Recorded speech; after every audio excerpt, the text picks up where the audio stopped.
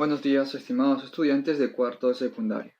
En el curso de Historia del Perú vamos a ver la parte final del gobierno de Fujimori, la caída de Fujimori y el retorno a la democracia, año 2000 a 2001. A ver, antes de llegar a esta parte vamos a recordar el momento final, ¿ok? El momento final a la caída de Fujimori. Recordemos que Fujimori se quiso reelegir en el año 2000, había juramentado, todo. Prácticamente ese mismo año se estaba reeligiendo por tercera vez. Esto representaba claramente dictadura 100% pura, la dictadura pura. Recordemos, producto de esto, diversos movimientos, sindicatos, grupos políticos, estudiantes universitarios, van a asistir a una gran movilización nacional llamada la Marcha de los Cuatro Suyos, exacto, en el cual va a estar dirigida por uno de los expresidentes, también acusados de corrupción, Alejandro Toledo. ¿Okay? Alejandro Toledo no era presidente, pero estaba a punto de serlo. Él encabeza la Marcha de los Cuatro Suyos, en el cual fue una marcha colectiva. El objetivo era llegar al Palacio de Gobierno para tratar de evitar que Fujimori se alce con la presidencia, con la banda presidencial por tercera vez. Todo tipo de personas fueron a esta marcha de los Cuatro Suyos. ¿Okay? Ocurrió aquí algo extraño, que luego va a ser corroborado. No es suposición, no es invento, hay documentación de esto. Estando las personas en este grupo, en esta marcha de los Cuatro Suyos, a unas cuadras antes de llegar al Palacio de Gobierno, hubo una explosión, exacto, en el Banco de la Nación. Una explosión producto de que habían quemado, habían lanzado bombas molotov al Banco de la Nación. Y no solo al Banco de la Nación, también al Ministerio de Educación y también al Jurado Nacional de Elecciones, al local. Lo habían quemado, tanto el Banco de la Nación como el Jurado Nacional de Elecciones, su local. Entonces, muchos de los que participaron en esta marcha de los Cuatro Suyos se preguntaban, ¿y por qué realizaban esto si esa marcha de los Cuatro Suyos era pacífica? Lo que había pasado es que habían ingresado infiltrados entre los que marchaban. Van a haber personas que lo único que van a querer generar es el caos por medio de la destrucción de la propiedad privada. Y la propiedad privada y la propiedad pública no tiene que pagar las consecuencias de una marcha pacífica. Porque lo dice el nombre, marcha pacífica, no uso de violencia. ¿Ok? No destrucción de propiedad privada y pública. Pero de un momento a otro, cierto grupo de manifestantes comenzaron a hacer actos delictivos, vandalismo, tirar bombas lacrimógenas a estos lugares para quemar, y lo lograron al final. Entonces, todo esto ocurrió cuando Fujimori ese mismo año, ese mismo día ya había asumido, ¿ok? Como presidente por tercera vez. Pero lo más interesante es que unos años después se descubre documentos del SIN, o sea, archivos clasificados del SIN, del Servicio de Inteligencia Peruano, que hoy en día ya no existe. ¿Qué decían esos archivos? Que Alberto Fujimori y Vladimiro Montesinos eran conscientes y van a dirigir este plan de supuesto sabotaje.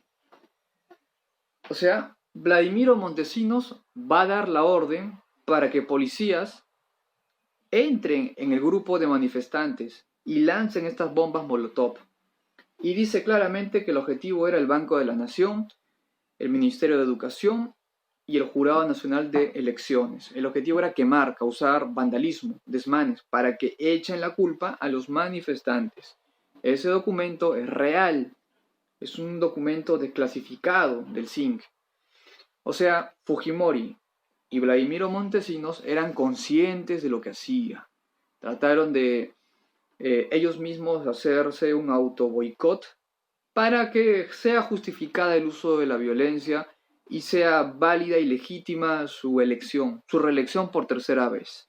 Pero al final todo se descubre, cae Montesinos y se desclasifican muchos archivos. Fue planificado. Pusieron a militares, a policías infiltrados para que realicen estos actos delictivos. Y le echen la culpa a los que protestaban en la marcha de los 4 suyos. Eso fue lo que realmente pasó. No es algo nuevo. Esto ya ha ocurrido en ciertos gobiernos desde el inicio de la República del Perú hasta hoy en día. Muy bien. Una vez que Fujimori renunció por fax, una vez que el Congreso ya no tenía a Fujimori porque ya no representaba ninguna amenaza, una vez que el Congreso ya toma el poder, se convoca a elecciones democráticas y sale como vencedor Valentín Paniagua. Valentín Paniagua Corazao. ¿Okay? Gobernó solamente un año. Y luego de este año se va a convocar nuevamente a elecciones democráticas. Aquí pueden observar la vida política y un poco de su biografía de Valentín Paniagua. A ver, lo que más resalta es, por ejemplo, que fue ministro de Educación en el 84, fue presidente de la Cámara de Diputados cuando todavía existía, fue congresista de la República en el año 2000, antes de asumir la presidencia, fue secretario general de Acción Popular, ¿ok? Y finalmente fue presidente. ¿Cómo llegó a la presidencia? ¿Cuál era el contexto? 1. Vivíamos una crisis política. Prácticamente casi parecía a lo que hoy en día estamos viviendo. ¿Ok? ¿Por qué?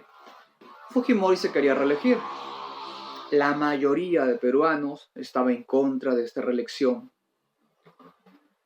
Producto de esto, muchos fujimoristas tuvieron que renunciar al cargo. Por ejemplo, Marta Hildebrand tuvo que renunciar a la presidencia de la Cámara de Senadores. Ya estaba deslegitimado la función que cumplían estos congresistas que representaban a Fujimori. Así que les va a quedar dar un paso al costado. 3 días después de que Paniagua ocupa la presidencia de la Cámara de Senadores, antes de ser presidente de la República, Fujimori renuncia por fax desde Japón. ¿Okay? Renunció y dijo, en pocas palabras, renunció a la presidencia del Perú. ¿Quiénes estaban entonces como vicepresidentes en ese entonces? Francisco Tudela y Ricardo Marques. ¿A quién le correspondía? A Francisco Tudela, era el vicepresidente. Pero el Congreso de la República va a decir, pocas palabras, que este cargo está libre. O sea, hay un puesto para ocupar la presidencia de la República. ¿Qué pasa con Francisco Tudela y con Ricardo Marques? Renuncian por dignidad, ¿ok? Renuncian a la vicepresidencia del Perú. Dejan su cargo a disposición. Entonces, el Congreso de la República, como corresponde, exactamente ocurrió lo mismo que hoy en día está pasando. Cuando un presidente es vacado o renuncia o muere, ocupa el vicepresidente la responsabilidad de presidente de la República. Y cuando su vicepresidente, su primer y segundo vicepresidente, también o fallece o es vacado, automáticamente ocupa la presidencia de la República del Perú el presidente del Congreso de la República. Como ya no había ni primer ni segundo vicepresidente, porque, como se dice, tuvieron que renunciar por dignidad, porque no iban a ser vicepresidentes elegidos en un gobierno corrupto y dictador, tuvieron que renunciar. Entonces la responsabilidad cae en Valentín Paniagua, porque Valentín Paniagua fue nombrado presidente de la Cámara de Senadores. Lo mismo que pasó este año, aunque es cuestionable esto, la forma o el motivo por qué lo vacaron al ex vicepresidente. Paniagua ocupa la presidencia del Perú. El 22 de noviembre del año 2000, Valentín Paniagua juramenta ante el Pleno del Congreso. ¿Qué juramenta? Su cargo de presidente de la República del Perú. Pero no olvidemos que lo que hizo Valentín Paniagua fue un gobierno interino, un gobierno muy corto, de un año. ¿Por qué?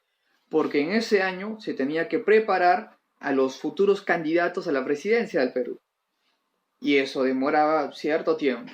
Así que ese año Valentín Paniagua hizo lo que pudo hacer en ese corto periodo de tiempo y luego en la etapa final de ese año convocaría a elecciones presidenciales. ¿Qué obras, qué hechos hizo Valentín Paniagua en su corto gobierno, en su corta gestión? Va a reponer a los magistrados del Tribunal Constitucional que fueron expulsados, dados de baja en el gobierno de Fujimori. Los va a reponer. Se va a indultar a sentenciados por terrorismo, pero sentenciados por terrorismo que haya sido corroborado y con un juicio justo, no a sospechosos de terrorismo o sentenciados de forma arbitraria. Y muchos de estos sentenciados se van a ver los casos, se van a analizar, se van a estudiar y van a ser declarados libres, inocentes. El canal 2 y el canal 13 van a ser devueltos a sus dueños originales y no se van a quedar con los dueños puestos a dedo en el gobierno de Fujimori. Por otro lado, se va a firmar un contrato para explotar el gas de Camisea. ¿Ok? Eso es muy bueno. El Congreso de la República va a aprobar el Distrito Electoral Múltiple, que en castellano significa todos los organismos gubernamentales que van a ayudar a un proceso debido, ya sea para elecciones municipales, regionales o presidenciales.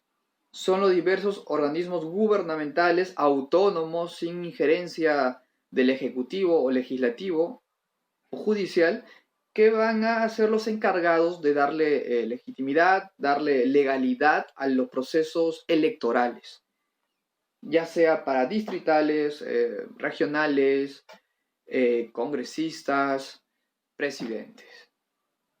Eso se llama el Distrito Electoral Múltiple.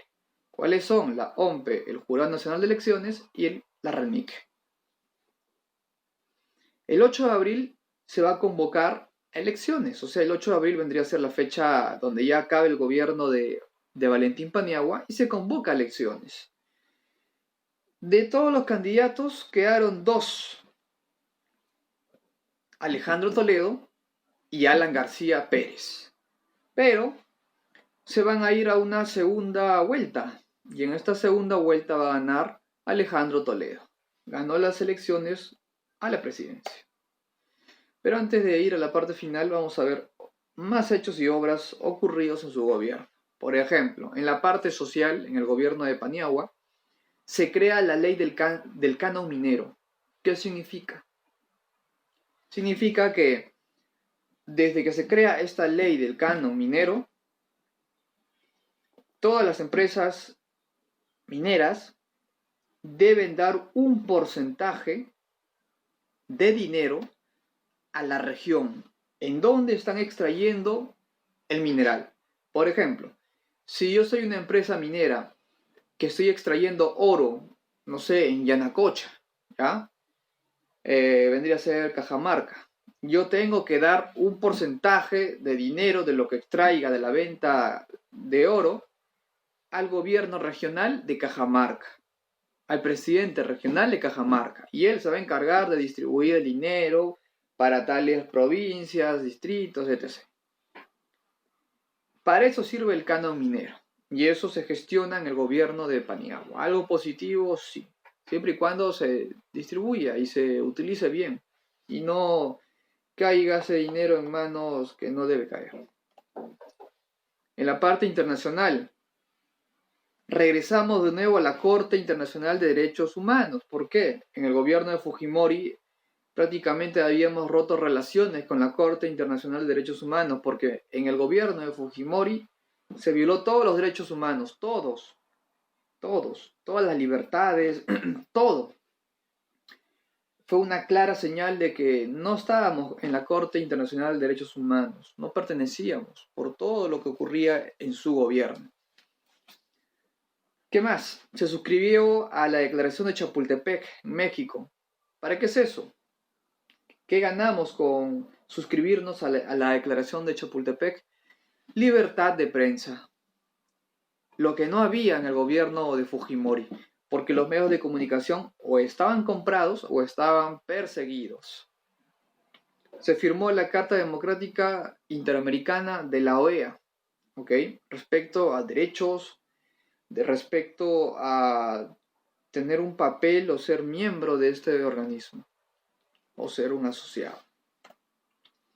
Otros hechos, por ejemplo, lo que ya vimos, el gas de camisea, se comenzó a implementar el gas de camisea, la producción, la extracción a través de este proyecto, la OMPE, la RENIEC y el Jurado Nacional de Elecciones que ya existían, solo que ahora tienen un papel muy importante, porque van a estar dentro de ese distrito electoral y los tres van a jugar un papel muy importante, los tres.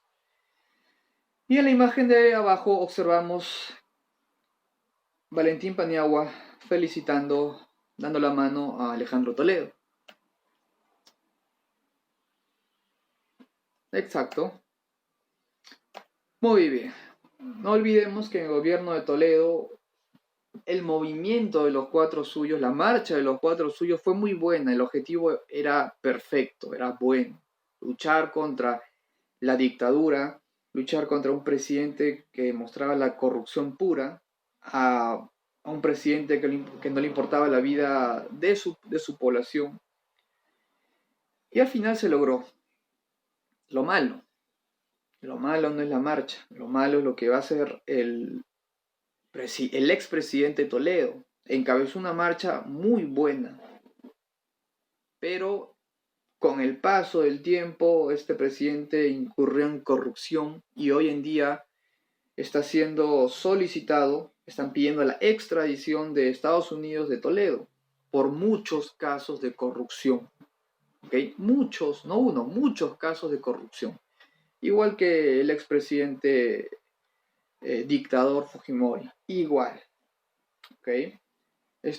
Los últimos presidentes de los últimos 20, 30 años son los presidentes más corruptos en la República. Y poco a poco, con investigación y con un debido proceso, se va a llegar a la verdad. Caiga quien caiga. Muy bien, nos vemos en una siguiente clase. Chao, cuídense.